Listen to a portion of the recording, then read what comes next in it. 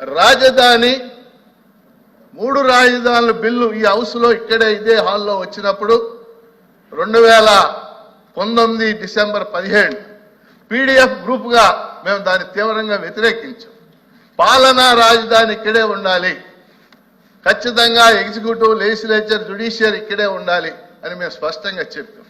అయితే ప్రభుత్వాన్ని నేను కోరేది ఏంటంటే రాజధాని పట్ల ఒక వాస్తవిక దృక్పథం, పాలనా భవనాలు నిర్మించటం. ఎందుకంటే గత 5 ఏళ్లలో కూడా కేవలం తాత్కాలిక భవనాలను నిర్మించారు. అలా కాకుండా నష్టపోయిన రైతులకి న్యాయం చేయటం, పాలనా భవనాలు శాశ్వత ప్రాతిపదికన నిర్మించడం చేయాలని కోరుతున్నాను. ఈరోజు అవకాశం కూడా ఉంది వాళ్ళకి, ఎందుకంటే కేంద్ర బడ్జెట్లో కూడా కొన్ని నిధులు ఇచ్చారని చెప్పేసి చదివాను. అందువల్ల రాజధాని, పాలనా రాజధాని నిర్మాణం జరగాలి. పోలవరంకి సంబంధించి అధ్యక్ష, పోలవరం ప్రాజెక్టు గురించి అందరం మాట్లాడతాం, కానీ వాస్తవం ఏంటి? 55,000 కోట్లని నిర్ణయించినప్పుడు 33,000 కోట్లు ఆర్ఆర్, రిహాబిలిటేషన్ అండ్ రికన్స్ట్రక్షన్.